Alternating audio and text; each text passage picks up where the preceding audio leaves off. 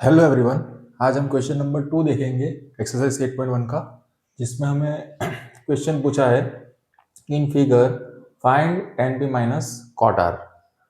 तो फिगर आपको दी गई है। फिगर में आपको दो साइड गिवन है, तो तीसरी साइड पहले सबसे पहले पाइथागोरस थ्योरम से फाइंड कर लेंगे और तीनों साइड मिल जाने के बाद tan p according to formula हम फाइंड कर लेंगे opposite upon adjacent, cot r adjacent upon opposite according to the angle p और r के अकॉर्डिंग। ठीक है, तो दोनों की वैल्यू मिल जाने के बाद इसमें सब्सटीट्यूट कर देंगे तो इसकी वैल्यू हमें मिल जाएगी। तो देखते हैं, सबसे पहले क्या करेंगे, थर्ड साइड फाइंड करेंगे। कैसे? पाइथागोरस थ्योरम से। तो बाय पाइथागोरस यूजिंग या by Pythagoras theorem, by Pythagoras theorem सबसे पहले थर्ड साइड फाइंड करेंगे। तो पाइथागोरस थ्योरम क्या है? हाइपोटेनस स्क्वायर यानी P R square is equal to base square plus height square. तो height square plus base square जैसे भी लिखो, P Q square plus Q R square. ये पहले लिखोगे, ये बाद में लिखो तो भी चलेगा। एडिशन है तो कोई फर्क नहीं पड़ेगा सीक्वेंस चेंज करने से। अब वैल्यू सब्सटीट्यूट कर देते हैं। पी आर की वैल्यू है 13, P Q 12 plus Q are find करना है। तो देयरफॉर अब 13 स्क्वायर क्या होता है? 169। अब 12 स्क्वायर होता है 144। उसको लेफ्ट हैंड साइड ले आएंगे तो माइनस हो जाएगा, तो माइनस 144। ये 12 का स्क्वायर 144, इसको लेफ्ट हैंड साइड ले आएंगे तो पॉजिटिव का क्या हो जाएगा? नेगेटिव इज इक्वल टू, क्योंकि हमें क्यू आर की वैल्यू फाइंड करनी है तो उसे अलोन करना पड़ेगा। देयरफॉर 169 में से 144 सब्ट्रैक्ट करेंगे तो क्या आएगा? 25। ठीक है, देयरफॉर अब क्यू आर का स्क्वायर सामने जाएगा तो therefore Q R is equal to under root of 25, यानी इस सामने स्क्वायर जाएगा तो स्क्वायर रूट हो जाएगा। एक्चुअली दो वैल्यू मिलेगी, प्लस और माइनस, पर क्यों प्लस लेते हैं? क्योंकि साइड का मेजरमेंट है। साइड का मेजरमेंट कभी भी नेगेटिव नहीं आता, इसलिए हम पॉजिटिव वैल्यू ही लेंगे। तो माइनस इसलिए नहीं लेते हैं। तो 25 का स्क्वायर रूट क्या होता है? 5। तो थर्ड साइड में मिल गई सेंटीमीटर, जो यूनिट है वो लिख दो। ठीक है, तो ये हमें मिल गया क्यू आर, तो थर्ड साइड हमें मिल गई।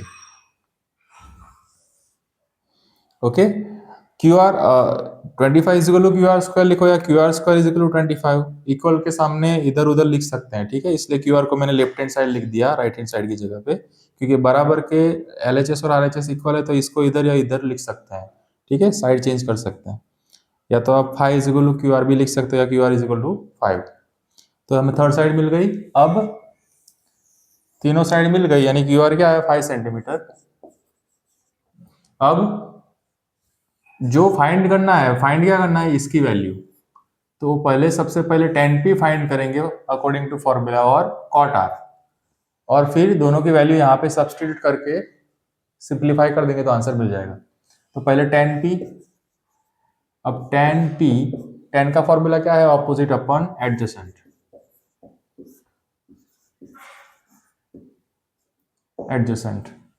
ठीक है, तो ऑपोजिट साइड क्या है? अभी एंगल देखना खास, क्योंकि दोनों एंगल अलग अलग है।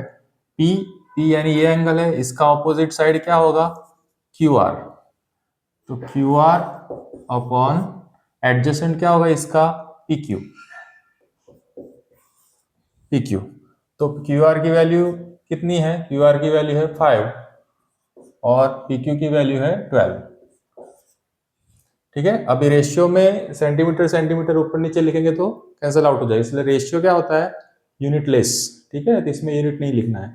अब ये मिल गया, tan p की वैल्यू मिल गई। अब cot r, अब यहाँ पे एंगल कौन सा है? इसका पहला फॉर्मूला क्या होता है cot का? इसका क्या है? रेसिप्रोकल है, तो इसका फॉर्मूला क्या हो जाएगा? Adjacent upon opposite. मतलब एडजेसेंट यानी adjacent side of angle R, opposite side of angle R, ऐसे मतलब शॉर्ट में लिखा मैंने। इसमें भी opposite side of angle P, adjacent side of angle P.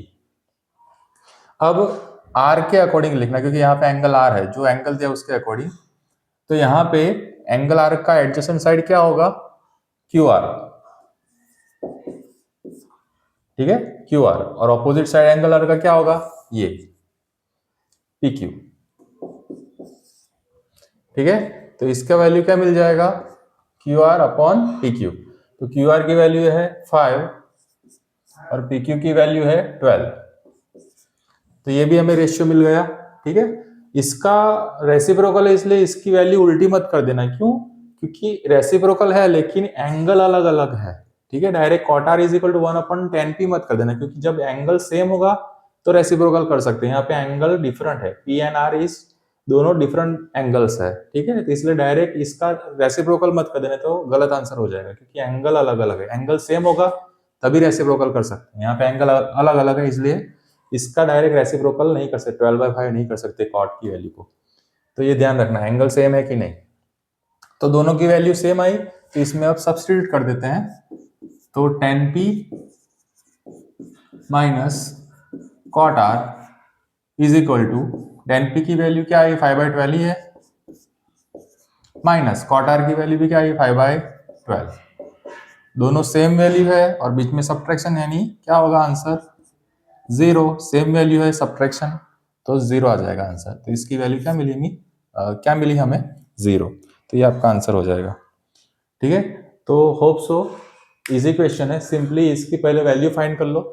इसके लिए पहले सबसे पहले थर्ड साइड फाइंड करनी पड़ेगी पाइथागोरस थ्योरम से। थर्ड साइड मिलने के बाद जो आगे ऐसे क्वेश्चन होंगे जिसमें बहुत सारे मतलब ऐसे रेशियो दिए होंगे, उसके अकॉर्डिंग फाइंड करना होगा। तो जो भी दिए है उसकी वैल्यू पहले फाइंड कर लो और देन वो वैल्यू सब्स्टिट्यूट कर दो, जो भी वैल्यू फाइंड करनी है इसमें। जैसे यहाँ पे 10p माइनस कॉट आ रहा था, उसमें सब्स्टिट्यूट कर दो, फिर सिंप्लीफाई करके जो आंसर आया वो आपका आंसर हो जाएगा। तो होप सो आपको ये क्वेश्चन अच्छे से समझ में आया हो। नेक्स्ट क्वेश्चन हम नेक्स्ट वीडियो में करेंगे। Thanks for watching.